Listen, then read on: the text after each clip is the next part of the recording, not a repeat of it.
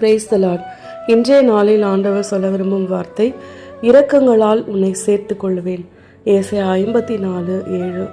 அன்பான தேவனுடைய பிள்ளைகளே, ஆண்டவருடைய இரக்கம் மட்டும் நம்முடைய வாழ்க்கையில் இருந்துச்சுன்னு வச்சுக்கோங்களேன், எப்படிப்பட்ட சூழ்நிலையாக இருந்தாலும் இதெல்லாம் என் வாழ்க்கையில் நடக்குமா, இதை என்னால் மேற்கொள்ள முடியுமா, என்னால் இதை செய்ய முடியுமா அப்படின்னு நீங்கள் எதெல்லாம் நினைக்கிறீங்களோ அதையெல்லாம் ஆண்டவர் செய்து காட்டுவார்.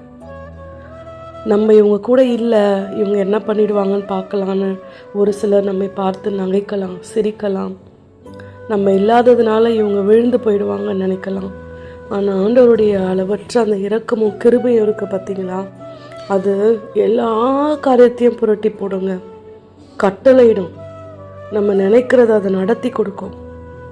நாம் நினைப்பதற்கும் வேண்டிக் கொள்வதற்கும் மேலாய் நம் வாழ்க்கையில் அதிசயங்களும் அற்புதங்களும் நடக்கும். சாதாரணமாக எல்லா மனுஷங்களை போல நம்மை ஆசிர்வதித்து நமக்கு ஒரு காரியத்தை நடத்தி தந்துட்டாருன்னா மற்றவங்களுக்கும் நமக்கு வித்தியாசம் இல்லாமல் போயிடும்ல.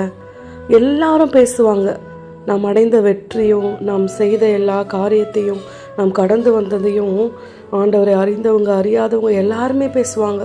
இதெல்லாம் எப்படி அவங்க செஞ்சாங்கன்னு தெரியலையே அப்படின்னு. அதெல்லாம் நடந்தது ஆண்டவருடைய இரக்கங்களால் மட்டும்தான். அவர் நம்மை சேர்த்து கொள்வார், அணைத்து கொள்வார், பாதுகாத்து கொள்வார், நம்மை வழி நடத்துவார். எனவே எதை குறித்தும் கவலைப்படாதீங்க, ஆண்டவருடைய இரக்கத்திற்காக மட்டும் காத்திருங்க. ஆமென்.